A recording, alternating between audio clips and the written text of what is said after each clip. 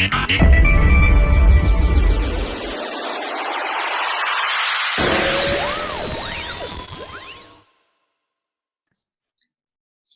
right, we're here ready to rock and roll. Welcome to Changemaker TV, everyone. I have a beautiful, inspiring guest with us today, Kate O'Brien. Thank you for being here, babe. Thank you for having me. Oh, my pleasure. Very excited to have this conversation, with you today. Kate's up to some amazing things in the world, and she's really in this transition stage of her business and growth. She's got an incredible, name and brand out there with her own, Kate O'Brien, with her YouTube channel, Changemaker, Game Changer. I always get those. Why do I get those mixed up?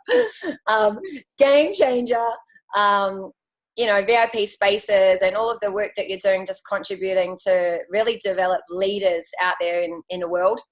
Tell us a little bit more about what you're kind of up to and how you've got to where you are today. Yeah. Whoa, where do I start? How I've got to where I am today is initially in the early years, I've been through a lot, and more, I think, initially out of necessity. I think sometimes, we can make change either through pain or pleasure, and it was more about just total necessity that I had to start making the change. But then over the years, it became more of a different driver. Now, fast forward to today, I've got some things that I love doing. Basically, I love to help facilitate conversations that we need to have that we're possibly not having. Yeah. That we're not having with ourselves, first and foremost. And I'm even just talking about like the conversations on the inside, the conversations with each other, like relationship type conversations, and then just conversations just in the world. Like, what are the conversations that we're not having? What are we, maybe because we're like scared to have them, or maybe because we're challenged by them, and it's just easier just to stay in our linear thinking. So I want to open up conversation, because I think from conversation, shit opens up, possibilities open up, spaces open up. And then the ways in which I love to do that is I love to do that through filmmaking, and I love to do that through storytelling. And it might be storytelling of my own experiences, and experiences meaning past and current. I think there's a real power in actually just sharing what we're also going through. And then also through storytelling filmmaking. That shit just worked out as my jam. Yeah. And so I think really what I've been doing, because we've got other things going on. I'm a coach and I'm a mentor, and we've got the big mentoring space, and we do big trainings and stuff. But I think really the questions that I've been asking myself lately, the conversations that I've been willing to have with myself is like, yeah, we've been on this journey for maybe about 8 years, my husband and I, and what we're providing out in the world in this kind of space. What we set up 8 years ago was very different to what we're wanting now and what we're able to provide now. And it's really interesting. I think we have points in our life, and I think we should do it regularly, to stop and ask ourselves, is what's happening now, is the structures that are set up in my life now in every area, relationships, business, internal structures, is it serving like the newly expanded me, or am I still operating out of an old structure that just no longer serves? Yeah. I think these are really important questions to ask, and I think we can always we can do like unconscious incremental growth as well, and that's totally cool. But also sometimes if we've got structures and systems set up in our life, that is like from old me, old way of doing things. Actually, it takes consciousness to go, all right, let's get present to what's got going on, audit it a little bit. Is it still working for me? Does it still feel aligned? So that's what the questions I've been asking lately. And we and I, together and separately, have been asking those questions within our relationship. So within our marriage, we've been married together for 13, married for almost 10. And, we've really looked at how are we going to do relating different than how we've perhaps done it in the past, and what are those key areas that are not working for us anymore. So those have been, sounds so nice when I say it like that, they've been challenging conversations. Felt fucking hard, but what's come out of that is just a new space. It's like, is that possible? Is that possible in marriage? Can we do that? Really? Can we? Because I'm not seeing it out there. So, like these are juicy type conversations that often feel challenging. So yes, in relationship, and yes, in terms of structure of business, like looking at how we are doing what we're doing in the world and contribution wise, is it still like, yeah, this is my jam? Or is there some old wood that I've been carrying through from the past because who I am now and what I'm up for now is just so different. So looking through there, we made the decision, and I announced it last night in our mentoring space, that we're actually going to close that mentoring space down, which is interesting because it's actually performing well in terms of performance. There's, a lot of people in there. It's going well. People are liking it.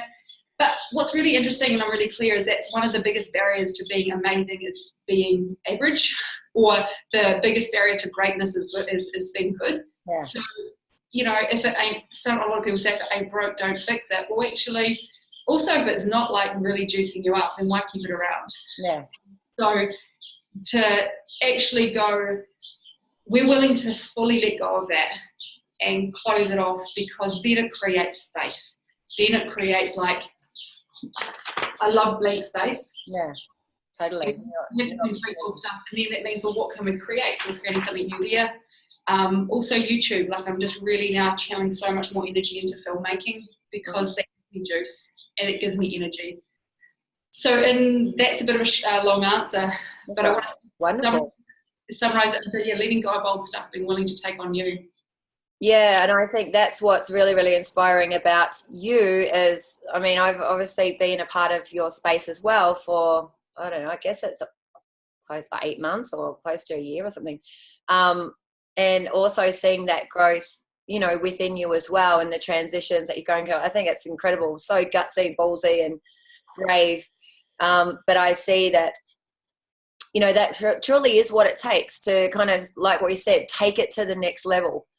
I can relate, just even in my fitness world, I was really, really good at it, excellent. People are like, why are you giving that up? Well, it's like, it's not serving me anymore. I can't expand any further. And even though I still love it, it's not juicing me up anymore. So it's like, I've got to do the same thing.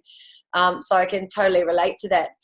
So let's talk a little bit more about, kind of, I guess, opening up those conversations. I think one of the things that I heard, you speaking about, which I really loved last night, was around, where are we kind of gripping on to things in our life, holding on to things and kind of, putting it in the choke, strangling it, which in turn leads to a lack of growth and a lack of expansion, and perhaps, kind of killing whatever it is that we're trying to hold on to so much. I mean, I know that just having that conversation is really interesting, and it gives people a little bit of, food for thought to reflect on in their own lives in every aspect. What can you speak a little bit to that? I'd love to. I'm amped about this whole topic at the moment. Yeah. Julie's talking about yesterday, I did a training on letting go of the stranglehold. And so I talked about how a stranglehold in martial arts is like someone's head is here. Like, let's say that's their neck. I'm just like showing my cuff because it's. I love that. I know. So there's their neck, and then like you come from behind, and then you do a bit of a choker hold, and then you apply the pressure there, and it essentially blocks off the flow, right? Blocks off life force, literally. So, thinking about that in our life is, where are we in areas of our life strangle holding and holding on to how things have been, whether it's in relationship, business, how we operate within ourselves. And then look, if you see here, so I'm holding on tightly to this as a grip. Now, if I go like this and I take that off the bottle, and then I go like this, what you'll see is that there is a defined area in which that thing can operate in. So by holding and gripping onto something, it creates a structure in which it can operate in, and which it cannot expand beyond. Yeah, it's like putting it in a barrier in a box almost, isn't it? Totally. There's a cage there. But so what I'm saying is, instead of holding on to something if we have the willingness, and it does take courage, it takes a certain amount of leaping to let go of that, and instead we can hold space for something. Oh, look at that, it's pretty smart. I speak too soon, Yeah, no, and so like actually hold space for something. Can you see the difference? Instead of having a defined outer limit to what is possible for that, there's no defined outer limit, and that thing can grow into its fullest potential. So if that's something within your business, imagine being able to hold space for something rather than holding on to old stuff within your business, and then what that can grow into. Imagine for your relationship. Like, these are big conversations. What it does take is the willingness to actually get on a cellular level that when you let go of stuff, more stuff can actually come in, more expansion can come in. And I think one of the biggest things is we're so damn afraid to let go of stuff, because we think if I let go of it, nothing's going to take its place and I'm going to miss out. So yeah, being willing to let go. I want to share a story that I know Hen talks about all the time. So Hen, I'm stealing your story, buddy. There's like a little story, and I love it, about a little girl who got a bunny, and she really wanted this bunny the whole time, and she just wanted to get the bunny, I want the bunny, mum, I want the bunny, mum, and then her mum takes her out to buy the bunny, and she hops into the back seat of the car, and she's got this little wee bunny in her hand, and she's so excited for the bunny, and she loves it, and she hugs it, and she squeezes it so much because she loves the bunny so much, and then she actually squeezes it to death. Poor bunny. Poor bunny. Poor bunny. And it's really interesting. I remember when I first heard that thinking, wow, where am I doing that? Where am I holding on to something so tightly that there is a like block of flow that the potential of that thing gets squeezed out of it. So I mean, generally when we do that, it comes from like fear-based way of thinking. Yeah. Scared of losing something, scared of ultimately, change or losing, and also the unknown, going forth into something that's new. So, and I think that's probably one of the biggest challenges for people is trusting that, trusting the unknown. How do you find that for yourself? Yeah, great question. Still challenging. Yeah. I think that's the thing, is that it's still challenging. It's still always a new space. And I think this is what I want to say, is that whenever we are like genuinely letting go of how things have been and actually stepping out into the unknown, regardless of how many times or how many years we've done that for, it's still new. And if it's not new, we're still holding on to the old. Yeah.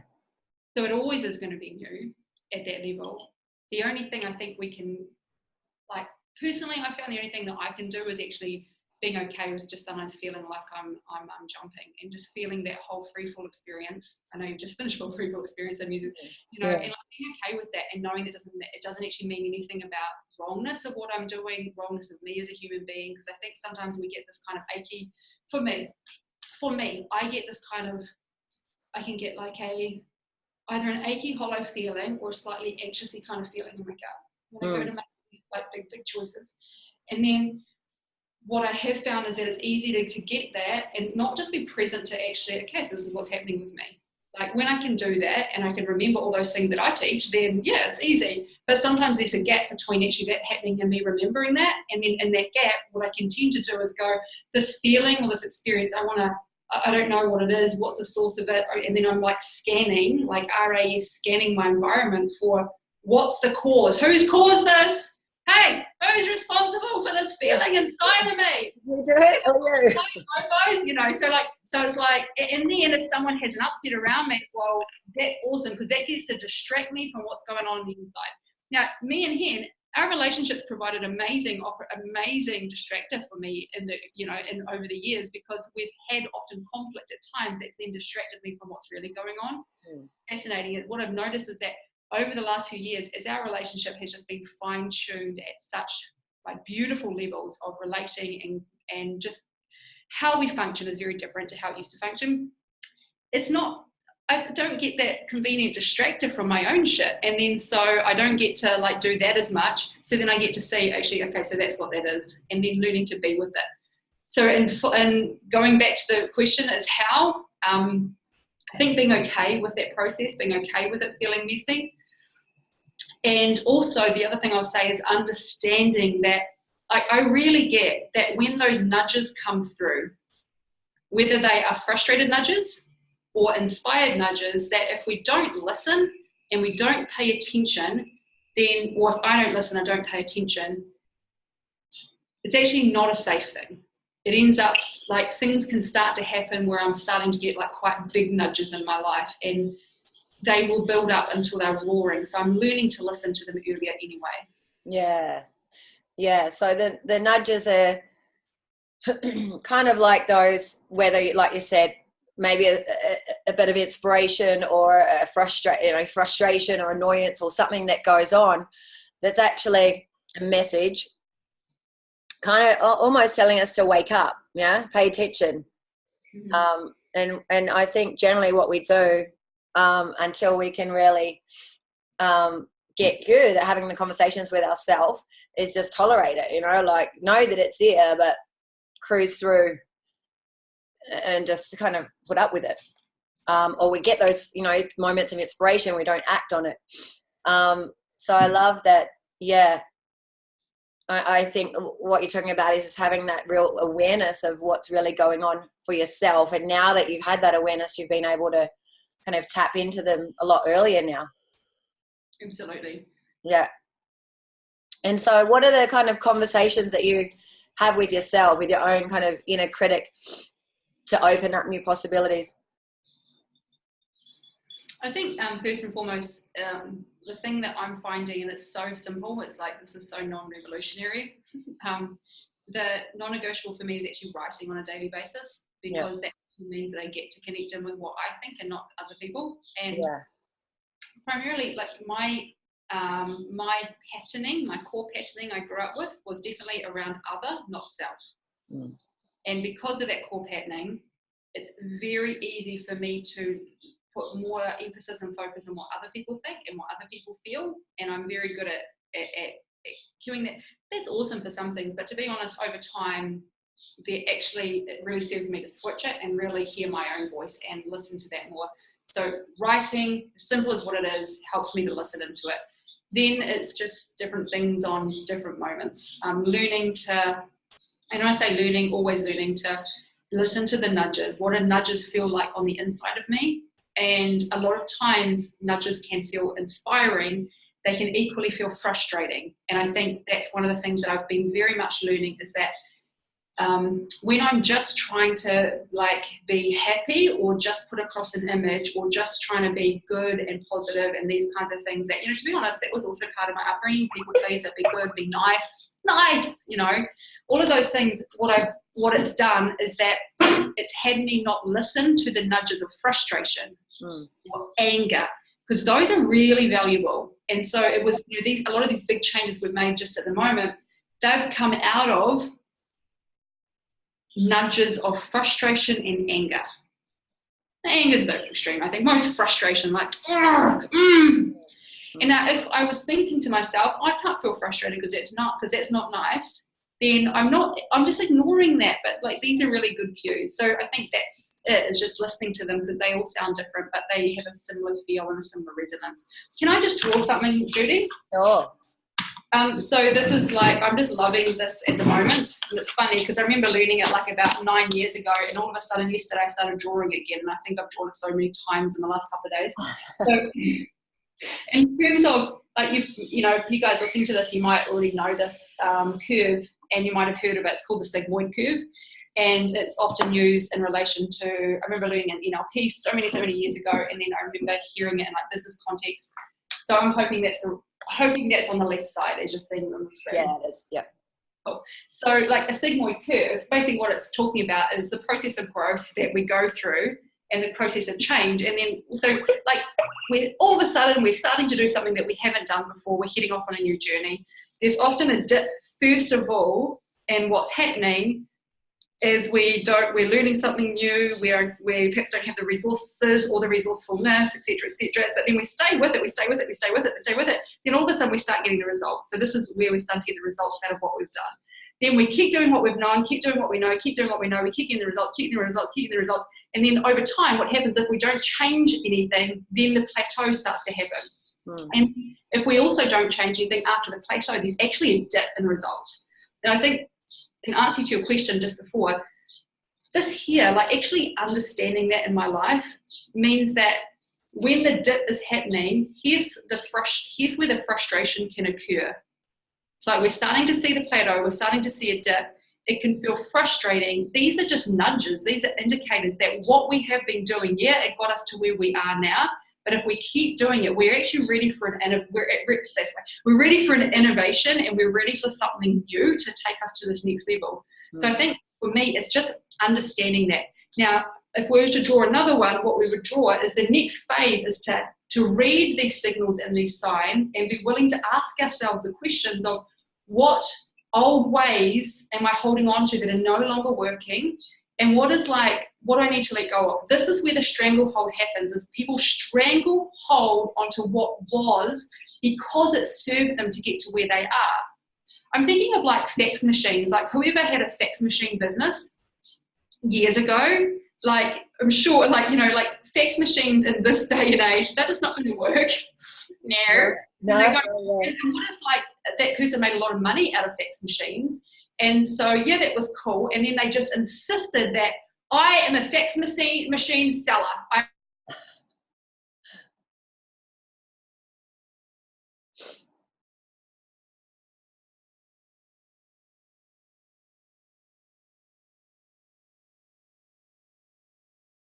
Let go of even who we saw. The biggest thing, like release the stranglehold here so that we can then take on like what's this next part of the adventure. Now, if I was to then draw this, I would go like this. I would do new sigmoid curve here and a new thing out there. Just stay with me. There's just one little part I want to say. So let's say that's the start of the next curve. The jump and the leap is going from here to here. This is the free fall. This is the leap into the unknown, because there's nothing bridging it. We have to jump and bridge it ourselves with the jump.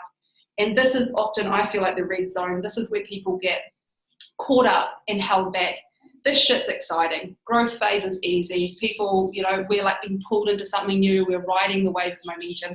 This stuff here is where we can second guess, doubt ourselves, feel frustrated, and then misinterpret those nudges and those signals as that there's something wrong. Well, yeah, there is something that needs to alter. But it's not about going back here. It's about moving forward. And that takes risk and it takes courage and understanding. Yeah, definitely. I love it. I love that. It's such a great little way to look at, change and how we evolve, and for people to really consider that in whatever area of their life that they're perhaps, is important to them right now, to think about that. Where are they holding on and not really taking a risk and taking that jump to be able to create new possibilities and something new and exciting and juicy, like what you're creating right now. Juicy. And that's the interesting thing. I just want to add to that. Like when we start to get here, we feel like we're pushing. Gravity feels around here. Like, so if you're thinking right now in any area of your life, if it feels like it's pushing, like there's gravity, like it's just like something's not aligning, like consider that there's actually ready for like a new, like letting go of something old in a new phase. Because when you actually are willing to do that, this part here feels like a pull again. I could say I'm not sleeping nearly as much as what I have been in the past. I'm not sleeping as much, and it's not because I can't sleep. The moment I close my eyes, I'm out to it. But I'm so pulled by what's next, and I have so much sheer excitement for it that I'm just not needing to sleep as much, and I want to like run to keep up with the momentum. And that's juicy. It's so juicy. Yeah, it's beaming through you. You can see it in your face and your energy, that excitement and the energy's there. It's really beautiful. So the pull. So when we feel like we're pulled towards something, rather than kind of feeling like we're slogging away, and the passion and inspiration may be a bit of a struggle, it's basically flipped. Is that how it is for you? That it's like so easy and you just kind of really just going with it? At the moment, it's like that, yeah. At the moment, yeah. Yeah, good. Like being kind of in the flow of something and just kind of being a bit easy, is that how it feels?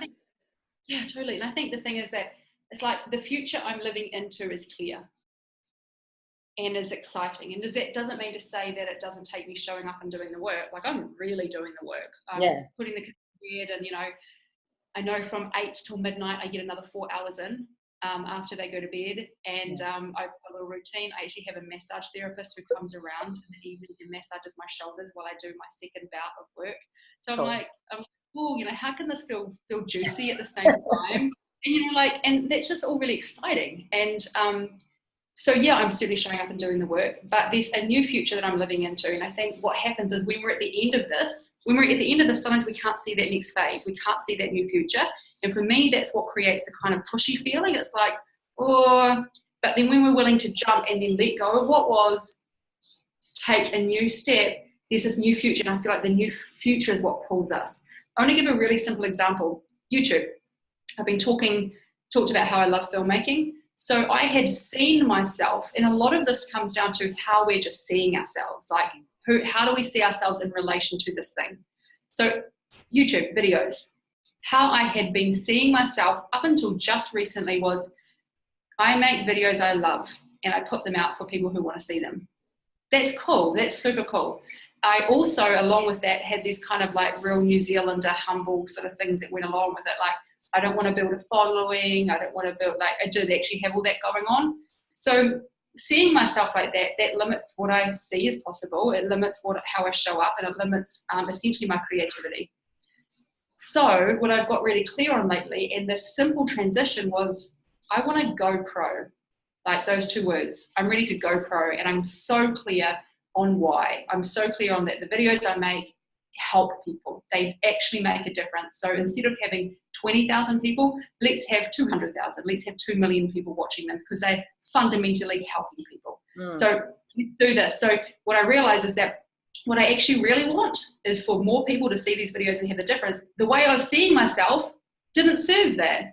So I had to change how I was seeing myself. And it was in one conversation with myself that I thought, go pro. It's time. Damn it, it's time. And then from that, I was like, okay, I am going pro. What does this mean? It means all in. Both feet, all my heart, all my resources, like energy, money, it's all going into it. Now, in the space of I see myself now as a YouTuber and a pro YouTuber, guess what? All these possibilities opened up. Yeah. The other night, it was like midnight, just about to head to bed after I saw there's an opportunity to go to LA for some pro YouTube training. That's right. Sign me up, baby. You know, so like I went to bed. In the morning, he and I had 15 minutes together before he went to Europe. I just told him, it was like, we're like both, yep. You know, half an hour later, my flights and stuff is booked to LA and heading off there in a couple of weeks. And I think the thing is that when you're really clear about the future you're living into, you're inspired by it, you also then start seeing all of these opportunities that were actually there anyway, but you just missed it because you were relating to yourself in a different way. So it still takes work, it still takes getting through stuff, but there's like a pull feeling rather than a feeling. Yeah, it's wonderful. And then it's like you say, and then it's being able to really have the guts to take the action and, you know, give up our excuses of why we shouldn't, or, you know.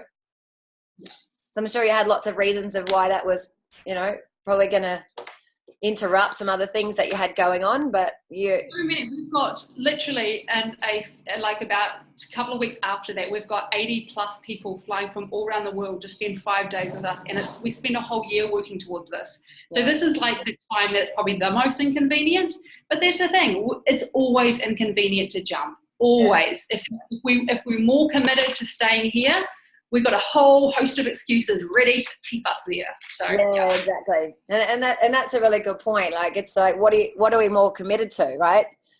More committed to staying safe, staying small, you know, staying where it's comfortable, or more committed to creating something new. So it's wonderful. Such a incredible, powerful example for everyone to follow. Love it. So, okay, writing. So writing on a daily basis. Do you feel that's something in terms of creativity that helps you connect to? Is that kind of your creative space? Yeah, big time. I find massively creative. actually creativity is, so my top two values are creativity and freedom, but the other way around, freedom and creativity. And yeah, just the time to connect in with myself and have things be unfiltered. I think the biggest, like the depth of creativity is filtering.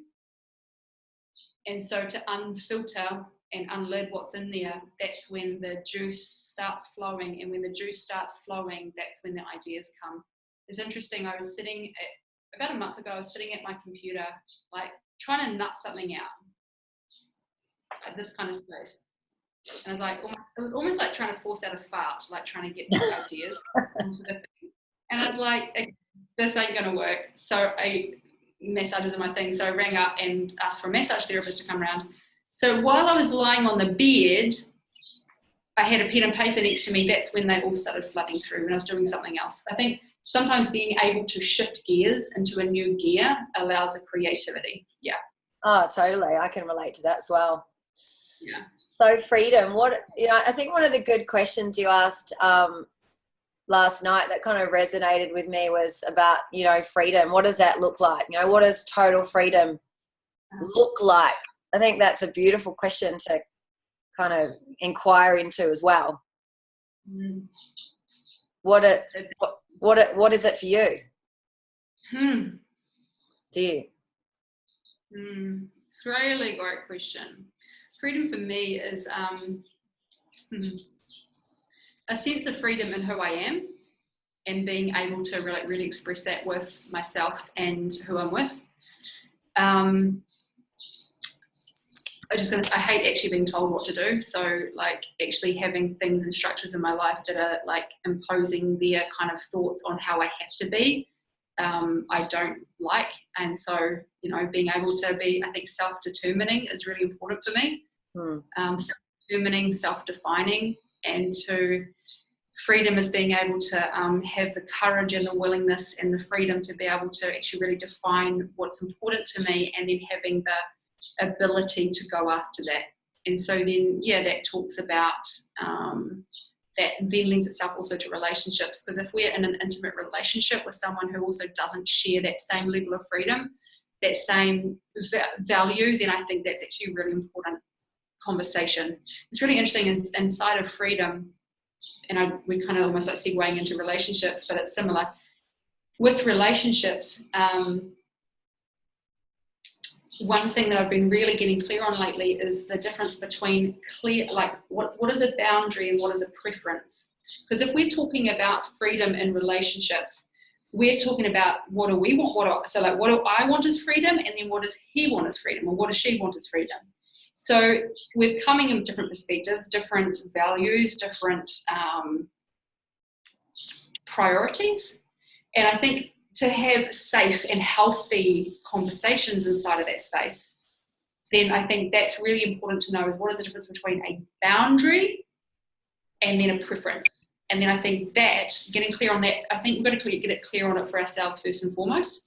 And then also knowing that our boundaries can grow and expand with us as we grow and expand. So flexible boundaries, not flexible from the point of view of someone can talk me out of my boundary, but flexible from the point of view of growing with me as I expand.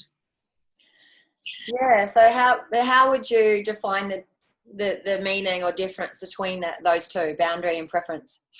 Yeah. So for me, a boundary is this is what I will have, and that's what I won't have. So this is like, it's non-negotiable. When I say that, I also think that flexible boundaries are beautiful boundaries. Like flexible boundaries, because I think sometimes we need some fluidity, but not like talking out of, just really clear. So this is what I'll have, this is what I won't have. This is what's important to me, blah, blah, blah. A preference is, look, this is actually what I'd prefer to happen in this situation. This is my preference. But look, to be honest, I also understand that you have preferences and they may be very different to that. So let's talk about, I want to share my preferences. I also want to hear what your preferences are. And then how do we navigate that? Like, and even, my preference here, it's like about a 2 out of 10. To be honest, it's kind of like, I'd prefer that. I don't really give a shit. If your preference in that same area is like a 9 out of 10, well then, hello, yeah. Let's go do that. Like, let's have space for that to happen, because it's very clearly important to you. And then it's not actually stepping over something that's like core for me in the process. Yeah. So I think does that answer the question? Yeah. I think the boundary is a little bit more defined in terms of what we're willing to, kind of be negotiable with, or what we're not, but then in the sense still have some freedom and flexibility within that. Mm-hmm. Whereas a preference is, I guess, a little bit looser. It sounds like to me, preference is something that's a little bit looser in our idea of how we would like something to look, or how we would want something to work out. Perhaps we don't have such a strong opinion around it in comparison to a boundary. Is that? I don't know. Yes. I mean, each of us interpret it differently. Yeah, it's interesting. I'm thinking of a conversation that a really big conversation that and I had recently, and I got really clear on what was my one boundary. And when the conversation first came up, it just felt for me like so scary, a little bit like confronting, like this kind of like, kind of a thing, right? And then I had to step back and go, what is true for me here? And then what am I open to exploring? And I think that was an important conversation, because otherwise, if we don't ask ourselves those questions, we just become reactive out of the fear. Yeah. And so then from that, I could see that, there was a lot of preferences I had, but they actually weren't like this is non-negotiable for me inside of a relationship. And I still actually felt strongly about the preferences, but I also understood that he also felt strongly about his preferences. So I think that was really important. And then just to get clear, look, this particular one thing, this is for me non-negotiable. And I'm actually okay if you do it. Like, that's cool. That would actually be your choice. But we couldn't stay in a relationship if that was the case. I wouldn't think you're an asshole if you did it. You're actually okay to do it. But if you want to do it, then we don't get to remain in a relationship together. Yeah. That's it. It was really clear. And he was also clear, cool, I actually don't even want that. But this is what I want. So we're able to actually find where's our meeting point, where do we agree and not agree, and then what comes out of that. And the funny thing is, comes back to this. Control partner, you must do as I say, because I'm so fucking scared to have any other conversation. Yeah. I'm so holding on to what we have. I'm scared of losing you, so I'm going to throttle the shit out of you. Versus, like, I'm going to, like, let's have freedom. Let's talk about what's important and talk about what our feels are. But then let's have the space for each other to grow. And what's interesting I've found is that this has the person almost want to run away in the opposite direction. Totally. This strengthens the foundation. It's the opposite of what we think. Funny that.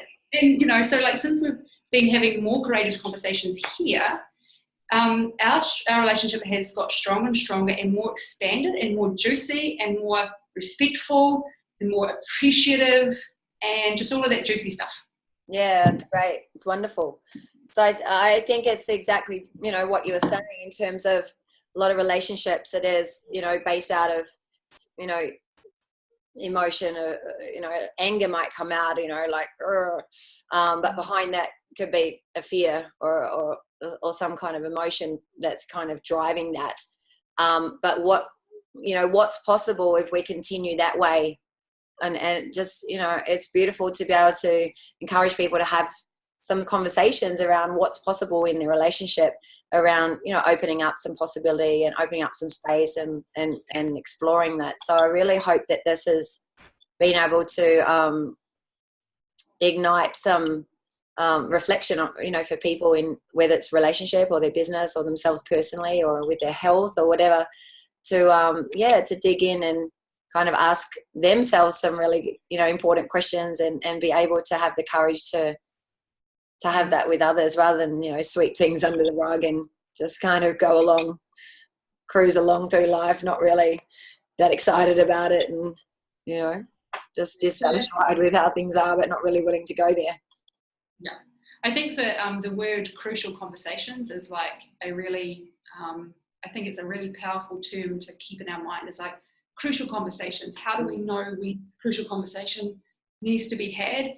And then how do we navigate crucial conversations? I actually think it would be an amazing skill set to learn early on, is how to navigate crucial conversations, because they are basically pivot points. It's like when we approach a crucial conversation, do we actually go, nah, screw that, I'm going to go this way. I'm going to basically go away from it. Or do we go, because the other thing is kind of like one of three things can happen. Either crucial conversation, hell no, I'm going to go the other way. Or crucial conversation, I'm scared and I'm triggered, and so we're just going to like interact with it and butt heads.